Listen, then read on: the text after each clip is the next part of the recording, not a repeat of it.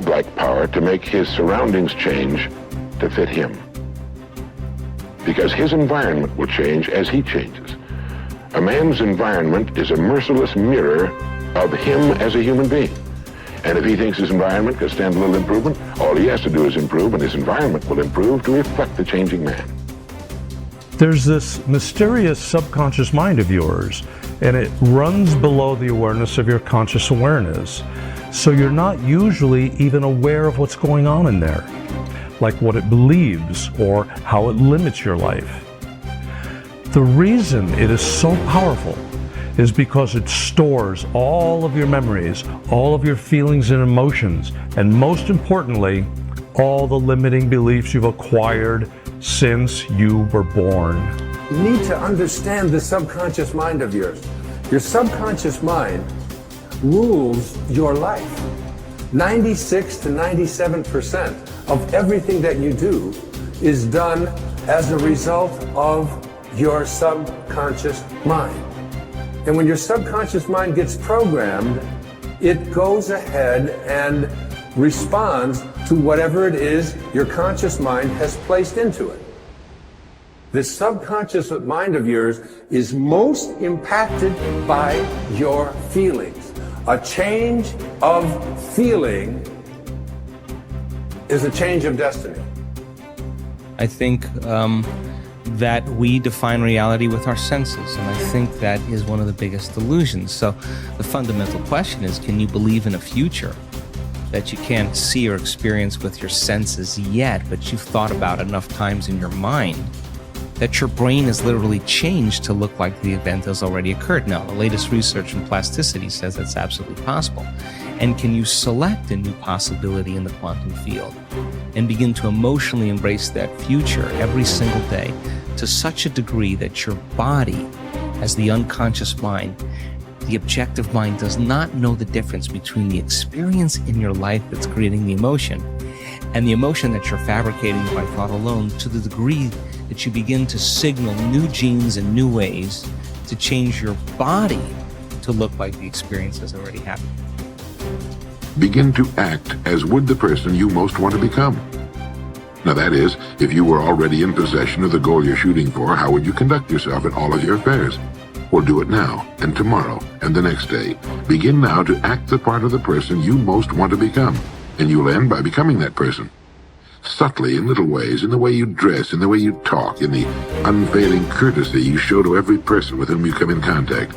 Begin to act the part of the person who has already achieved that which you're shooting for. The German philosopher Goethe gave us the secret when he said, before you can do something, you must first be something. When you behave like the person you most want to become, the things that person would have will tend to come to you. It's simply cause and effect. Don't be in too big a hurry. It takes longer to build a skyscraper than a chicken coop. Build slowly, steadily, and well. Then when you make it, you'll keep it. You'll stay on top. Your self-concept is your operating system. Everything that you produce on the outside is determined, modified, affected in some way by your self-concept. You cannot change what is being produced on the outside without changing your operating system. You always perform on the outside based on how you think on the inside. Now there are laws. The law of belief says that your beliefs become your realities. But the things that you believe may not necessarily be true. However, if you believe them intensely enough, they will become true for you. The law of attraction says that you attract into your life people and circumstances in harmony with your own thoughts. And your own thoughts may be positive or negative. They may be uplifting or depressing, but whatever, you'll attract people and circumstances just like them. The law of expectation says that your expectations tend to become your own self-fulfilling prophecies. In other words, what you expect to happen usually does. For instance, your expectations could be that you are destined to have an extraordinary life and be extremely successful. Is that no matter what happens, it's all part of a learning process that is leading you inevitably to great success, happiness, and accomplishment. And if you absolutely expect that to be true, if that's your fundamental belief, then over time that will become true.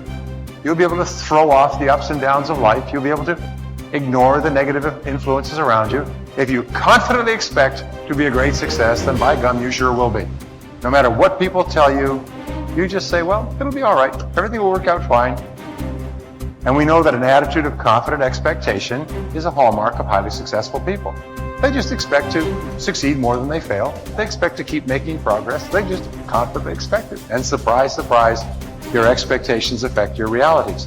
What you experience on the outside is determined by how you think on the inside. As they say, you are not what you think you are, but what you think you are.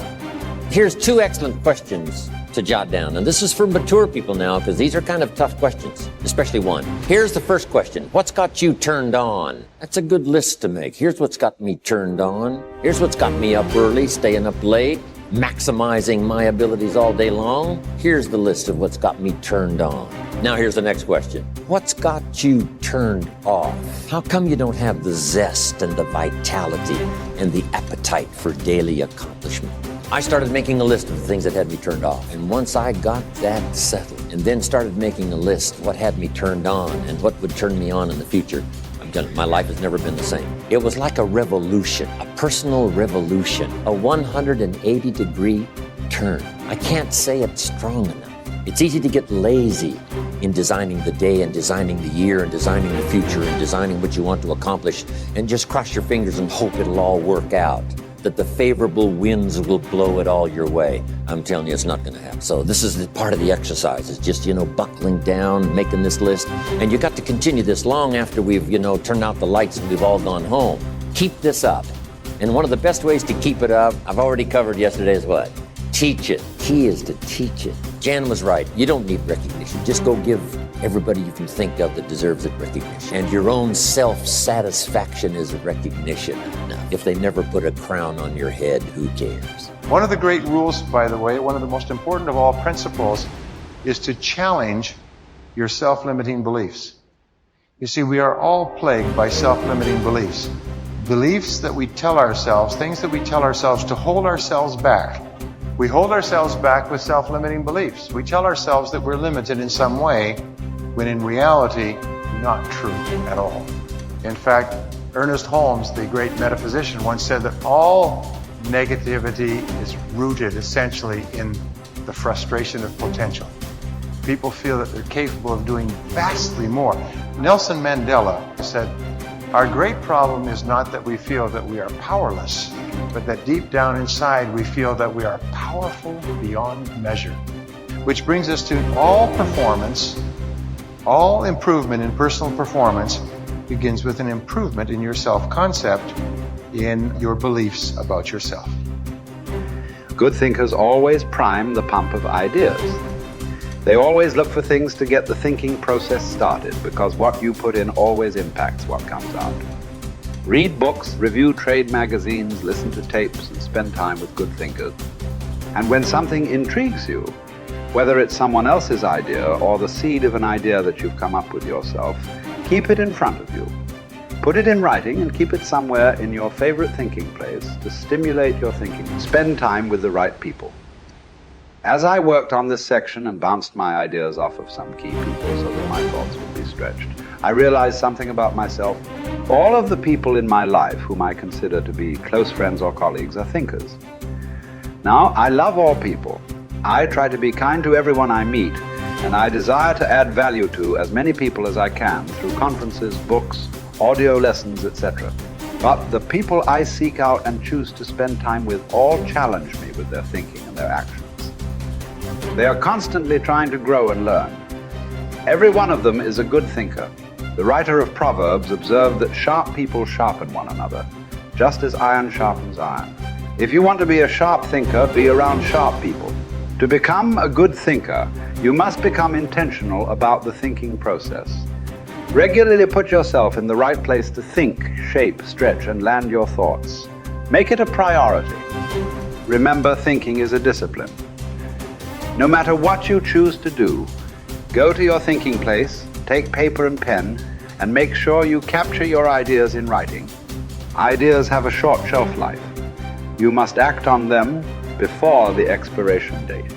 World Walleye Flying Ace Eddie Rickenbacker said it all when he remarked, I can give you a 6-word formula for success. Think things through. The follow through. to start the thinking process, you cannot rely on your feelings. In Failing Forward, I wrote that you can act your way into feeling long before you can feel your way into action. If you wait until you feel like doing something, you will likely never accomplish it. The same is true for thinking. You cannot wait until you feel like thinking to do it. However, I've found that once you engage in the process of good thinking, you can use your emotions to feed the process and create mental momentum. Try it for yourself. After you go through the disciplined process of thinking and enjoy some success, allow yourself to savor the moment and try riding the mental energy of that success. If you're like me, it's likely to spur additional thoughts and productive ideas. One good thought does not make a good life. The people who have one good thought and try to ride it for an entire career often end up unhappy or destitute.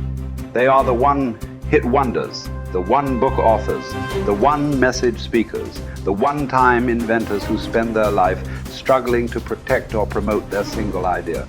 Success comes to those who have an entire mountain of gold that they continually mine, not those who find one nugget and try to live on it for 50 years. To become someone who can mine a lot of gold, you need to keep repeating the process of good thinking. Becoming a good thinker isn't overly complicated. It's a discipline.